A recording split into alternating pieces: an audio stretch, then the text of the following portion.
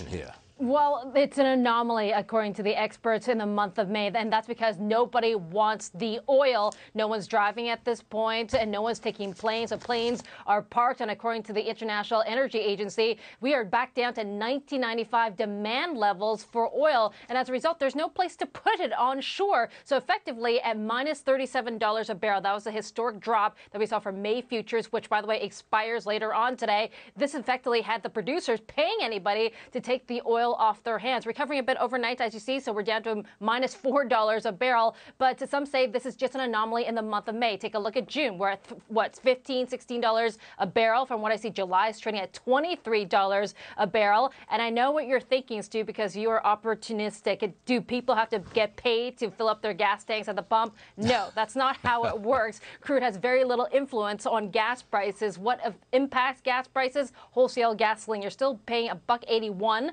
according to AAA this morning. That's the average across the U.S., which is down 5 cents from last week. But it, again, tracks wholesale gasoline prices, which have actually risen. They were trading at twice the price they were trading at last week. And, you know, there's a confluence of taxes that you have to pay at gas pumps and, of course, those profit margins for the oil companies. So, no, you still have to pay to fill up your tank. We're direct, Susan, so this will offer deliveries from shops like pharmacies and pet stores, and then another service called Uber Connect, and it's a same-day courier service that lets Uber users send items to one another on the app. So they're trying to get innovative and pivot, really, in this really harsh economic environment, given that rides are down some 70% in some markets, in some cities for Uber. So what are they doing? They're using their riders to do other things instead. We know that Uber Eats deliveries are up some 30%, so are orders, but then they're also trying to find a different way to get their drivers some business. So what about delivery? And they're going to launch this in 25 cities across Australia, Mexico,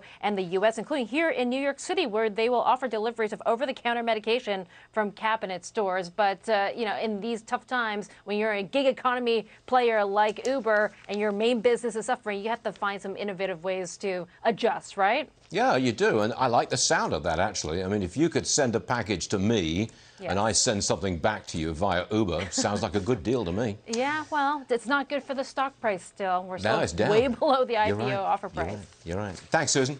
Today and across the rest of this week, and this involves 300 workers from 50 facilities, and they are calling for this mass call out this week because they feel that Amazon is not providing protections for these workers at these fulfillment and warehouses. So more than 300 Amazon workers across these 50 facilities will be walking out starting tomorrow throughout the week. And what are they asking for? A long list of demands here, Stu. So they want Amazon to immediately close down the facilities and report any positive cases of coronavirus. So far, 13 of 14 reportedly have confirmed cases of COVID-19 across the U.S. They also want Amazon to provide testing, 2 weeks of pay for workers during this time when they are having to take the time off because of COVID-19. And they're calling for Amazon to provide paid sick leave, guarantee health care, and eliminate rate-based quotas. So that makes hand washing and sanitizing a priority for these workers since they are working hour to hour. Also, a corporate sick out is being called for April the 24th as well.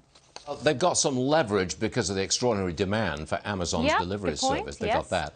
Now, I understand you've got news on Facebook. Tell me more, please. Well, okay, so it's a controversy because the social media giant says that they are now banning any material that has to do with these anti-lockdown protests. But Facebook says it's not that we're trying to breach the First Amendment rights of protesters, but they say that they are banning posts that don't comply with government health directives. So far, they've taken off content that have related to protests in California, New Jersey, Nebraska. Apparently, according to CNN reporting, looking for guidance on removing material linked to New York, Wisconsin, Ohio, and Pennsylvania. Now, Donald Trump Jr. joining the ranks of calls saying that Facebook, you're actually breaching the First Amendment rights of these protesters that want to get back to work and reopen the economy in those specific states. Yeah, I really don't get it, Susan. I mean, why you can't organize a protest on Facebook, I just don't get it. They say it's social distancing. These protests mean that people are elbow to elbow. I think there are some ideas ideas which are acceptable to Mark Zuckerberg? The LabCorp's molecular at-home collection test,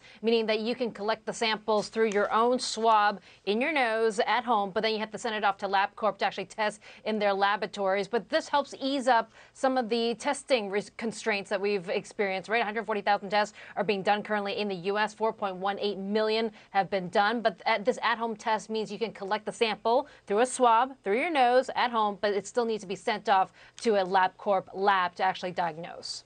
But you've got to do it properly. I mean, it's got to go all the way into your nose to the back of your throat, and that's not exactly pleasant, you know what I mean? Well, I think this is a little bit more simplified, so it's not at the back of your throat, but from what I understand, it is a swab that has to go through the intranasal area and then collected, sealed off, and then sent over to LabCorp.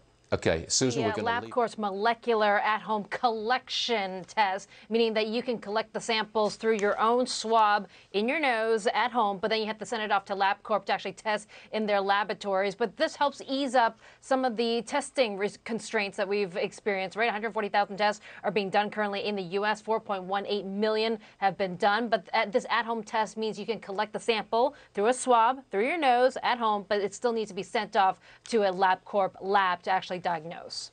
But you've got to do it properly. I mean, it's got to go all the way into your nose to the back of your throat, and that's not exactly pleasant, you know what I mean? Well, I think this is a little bit more simplified, so it's not at the back of your throat, but from what I understand, it is a swab that has to go through the intranasal area and then collected, sealed off, and then sent over to LabCorp.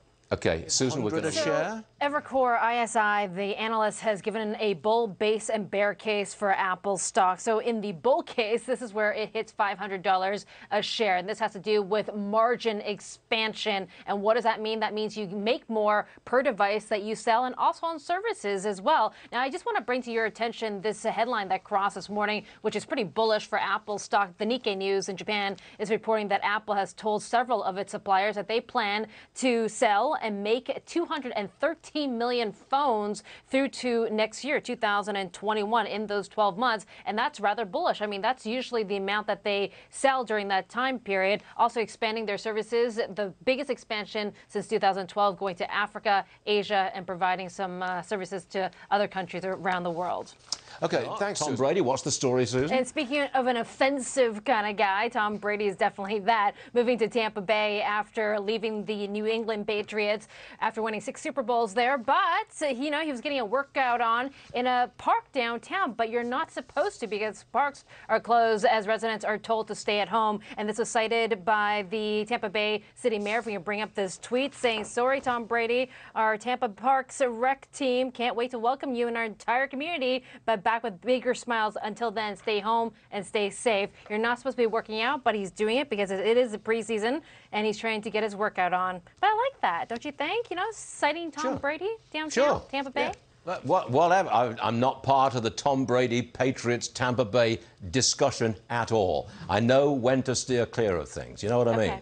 Fair enough. Smart thing to do. Yeah, I think so. Thanks, Susan. Coming up.